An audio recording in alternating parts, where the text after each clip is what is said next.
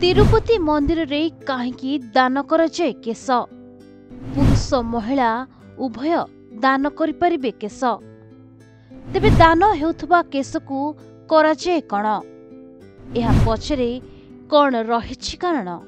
तिरुपति मंदिर भारतर सबुठारु चमत्कारी तथा धनी मंदिर भितरे प्रथमे आसे एही तिरुपति मंदिर। एठाकु प्रतिदिन विश्वर कोण अनुकोणरू भक्तंकर सुओ छुटी थाए। तेबे एठारे विश्वास रही जे केश दान कले समस्तंकर मनस्कामना पूर्ण होइथाए। किंतु मंदिर रे काहेकि केश दान करा जाए आउ एथिसह दान हेउथबा केश को कौन करा जाए एहा पछरे कौन रहिछि मुख्य कारण। तेबे आसंतु जानिबा। तिरुपति बालाजी मंदिर रे केश दान करिवार प्रथा प्रचलित अटे।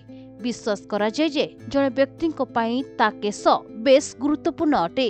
जदि जणे व्यक्ति तिरुपति जाई केश दान करती तेबे श्री वेंकटेश्वर तांकु सेतिकी धनी कराइथान्ते।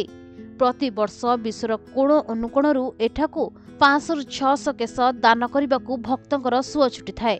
एमितिकी कुहाଯାଏ जे दान करा जेथिबा केश को सफा मध्य करा जाए आउ एई केश को सफा करी प्रथमे एहाकु पानी रे फुटा जाय थाए। एहा परे धुआ होई सुखा जिबा परे एहाकु बड़ बड़ गोदाम को रखिबा पई पठा जाए आउ एहा परे दान करा जाउथबा केशर होई थाए निलाम। किंतु निलाम पूर्वरु एहाकु विभिन्न श्रेणी रे विभक्त करा जाए। तेबे केशर लंबा आधार रे 5टी वर्ग रे केश को विभक्त करा जाए जेउथिरे 5 इंच रु 31 इंच पर्यंत केश सामिल रहिछि। तेबे 2018 रे दान होइथिबा केश को निलाम करा जायथिला जहार दाम थिला 6 कोटी 39 लाख। एही निलाम को आयोजन करथिला मंदिरर ट्रस्ट। 2018 रे विभिन्न वर्गर प्राय 1,87,000 किलोग्राम केश बिक्री होइथिला। ता भितरु 10,000 किलो केश सबुठारु भल रहिथिला। तेबे केश बिक्री करी तिरुपति मंदिर रे कोटी कोटी टंका रोजगार होइथाए।